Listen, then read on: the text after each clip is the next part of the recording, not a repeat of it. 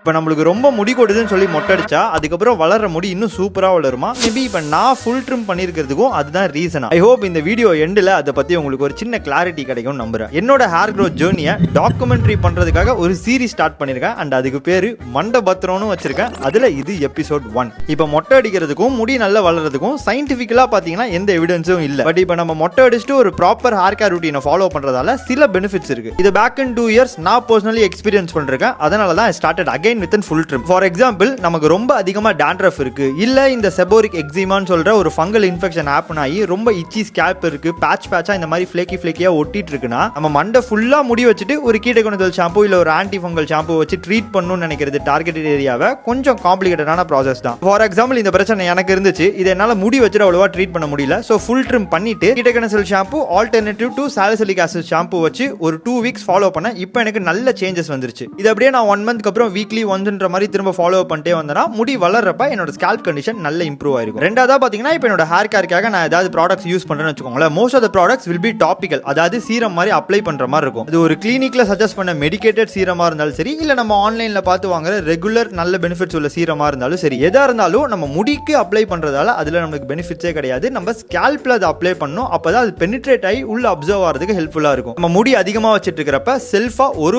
இடமும் பார்ட்டிஷன் பண்ணி அந்த ஸ்கேல்ப் ஏரியாவை ஃபுல் ஹெட்டுக்கு கவர் பண்றதுக்கு ரொம்ப கஷ்டமா இருக்கும். இது ஜஸ்ட் அவுட் ஆஃப் என்னோட ஓன் எக்ஸ்பீரியன்ஸ்ல சொல்றேன். ஆண்ட்ரோஜெனிக் அலோபேசியா ஃபேஸ் பண்றவங்களுக்கு எல்லாம் பார்ட் ஆஃப் த ஹெட்டை கவர் பண்ண வேண்டியது முக்கியமான விஷயம். ஸோ ஒன்ஸ் இப்போ நான் ஒரு ஃபுல் ட்ரிம் பண்ணிட்டு ஸ்டார்ட் பண்ணனா என்னால எல்லா ஸ்கேல்ப் ஏரியாவை அச்சீவ் பண்றதுக்கு அது ரொம்ப ஹெல்ப்ஃபுல்லா இருக்கும். சேம் லைக் இது எனக்கு ஒரு 2 yearsக்கு முன்னாடி நல்ல ஒர்க் ஆச்சு. அதனால தான் திரும்ப அதை ஃபாலோ பண்றேன். Apart from this, derma rolling பண்றப்ப எல்லா ஏரியாவும் மினிமல் பிரஷரோட கவர் பண்றதுக்கு ஹெல்ப்ஃபுல்லா இருக்கும். ஸோ பேசிக்கலி பாத்தீங்கன்னா மொட்டை அடிக்கிறதால முடி வளர போறது கிடையாது. பட் முடி வளர்க்கணும்னு இருக்கிறப்ப நம்ம மொட்டையோ ஃபுல் ட்ரிமோ பண்ணா அந்த ஹேர் கேர் ப்ரோட்டோகால்ஸை ஃபாலோ பண்றதுக்கு அது ஹெல்ப்ஃபுல்லா இருக்கும். இது subjective to the persons and அவங்களோட காஸ்ட் தான். என்னென்ன மாதிரி கண்டிஷன் இருந்தா ஒரு ஃபுல் ட்ரிம் பண்றது ஹெல்ப்ஃபுல்லா இருக்கும் நான் கீழே கேப்ஷன்ல போட்டிருக்கேன். அடுத்த வீடியோல நம்ம வீட்லயே நம்ம ஹேர் க்ரோத்துக்கு ஹெல்ப்ஃபுல்லா இருக்கிற மாதிரி ஒரு நேச்சுரல் ட்ரிங்க் செஞ்சு சாப்பிடுறத பத்தி, ஐ மீன் குடிக்கிறத பத்தி போடுறேன். அன்டில் தட், மண்டபத்திரம், உடம்ப பாத்துக்கோங்க, மனசையும் பாத்துக்கோங்க.